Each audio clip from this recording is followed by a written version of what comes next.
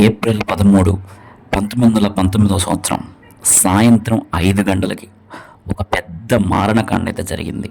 అదే జలియన్ వాలాబాగ్ మారణకాండ.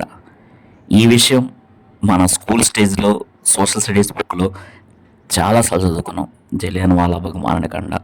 అండ్ దీనికి కారణం British army chief general Dyer. ఇది కూడా మనకు కొంతవరకు తెలిసింది. సో ఈ విషయం ఇంతవరకు మనకు తెలుసు, కానీ there is some untold story about this Jallian Walabagh incident. అదేంటి? అండ్ ఈ జలియన్ వాలాబాగ్ ఉదంతాన్ని మారణకాండగా ప్రూవ్ చేయడానికి, జెనోసైడ్గా ప్రూవ్ చేయడానికి మన ఇండియన్ లాయర్ అయిన శంకరన్ నాయర్ ఎంత కష్టపడ్డాడు అనేదే ఈ మూవీ కాన్సెప్ట్. సో ఈ మూవీ డైరెక్టర్ కరణ్ సింగ్ త్యాగి. సో చాలా నీట్గా, చాలా సిన్సియర్ ఎఫెక్ట్స్తో ఈ మూవీ అయితే తీశాడు. ఒక హిస్టారికల్ ఈవెంట్ని ఒక కోర్ట్ రూమ్ డ్రామా ద్వారా మనకైతే చాలా ఇంట్రెస్టింగ్గా చూపించారు. సో కోర్ట్ రూమ్ డ్రామా చాలా సీరియస్గా, without any deviation, and only Jallian Walabagh incident and general Dyer and lawyer Sankaran Nair మీదే ఈ మూవీ మొత్తం రన్ అవుతుంది. సో మనకైతే 2 hours 12 minutes అయితే ఎక్కడా మనకి బోర్ కొట్టదు. మూవీ మాత్రం చాలా నీట్గా తీశారు.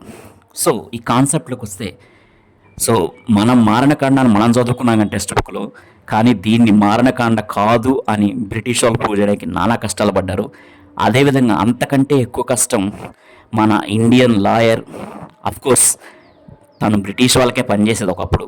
సో మంచి ఇంటెలిజెంట్ అండ్ బ్రిలియంట్ లాయర్, కానీ తను బ్రిటిష్ వాళ్ళ తరపున వర్క్ చేసేది. సో కానీ ఈ ఇన్సిడెంట్ తర్వాత తను మారిపోయి ఇండియన్ తరపున వాదించడానికి సిద్ధపడ్డాడు. సో అలా సిద్ధపడ్డ లాయర్ ఎన్ని కష్టాలు పడ్డాడు దీన్ని ప్రూవ్ చేయడానికి. ఇది మారణకాండ, ఇది genocide and general Dyer is guilty అని ప్రూవ్ చేయడానికి ఎంత కష్టపడ్డాడు అనేది ఈ మూవీలో తెలుస్తుంది మనకి. సో ఈ క్యారెక్టర్లో, శంకరన్ నాయర్ క్యారెక్టర్లో మన అక్షయ్ కుమార్ అయితే నటించాడు అని చెప్పడం కంటే జీవించేశాడు. ఆ క్యారెక్టర్కి అయితే ప్రాణం పోసాడు తన యాక్టింగ్ తోటి. And Shankaran Nair as Akshay Kumar and Ananya Panday తన అసిస్టెంట్ లాయర్గా చేసింది. తను కూడా సిన్సియర్ ఎఫర్ట్స్ పెట్టింది. అండ్ అదేవిధంగా తన అపోజిషన్ లాయర్గా మాధవన్ మెక్కిన్లీ పేరుతోటి లాయర్గా తను కూడా చాలా బాగా చేశాడు. మనకు తెలిసిందే Madhavan is a versatile actor. So తను కూడా చాలా బాగా చేశాడు. వీళ్ళ మధ్య ఈ కథ మొత్తం నడుస్తుంది, ఈ స్టోరీ మొత్తం నడుస్తుంది.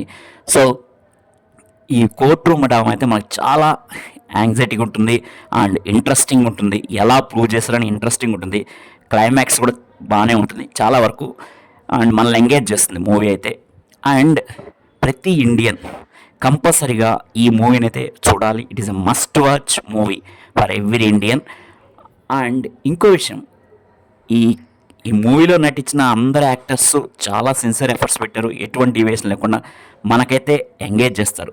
జనరల్ డయ్యర్ క్యారెక్టర్ అయినా సరే, శంకరన్ స్టోరీలో ఇన్వాల్వ్ అండ్ మెక్కిన్లీ క్యారెక్టర్ మాధవన్ అయినా సరే, ఒక అనన్య పాండే, అక్షయ్ కుమార్ వైఫ్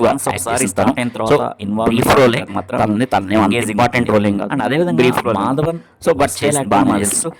సో వీళ్ళందరూ చాలా జెన్యూన్ గా, హానెస్ట్ గా యాక్ట్ చేశారు. మనకి స్క్రీన్ మీద, ఆన్ స్క్రీన్ మీద కనిపిస్తుంది. కామ్గా వన్ ఆఫ్ ద ప్రొడ్యూసర్ మన Karan Johar. Minor disadvantage. And anyway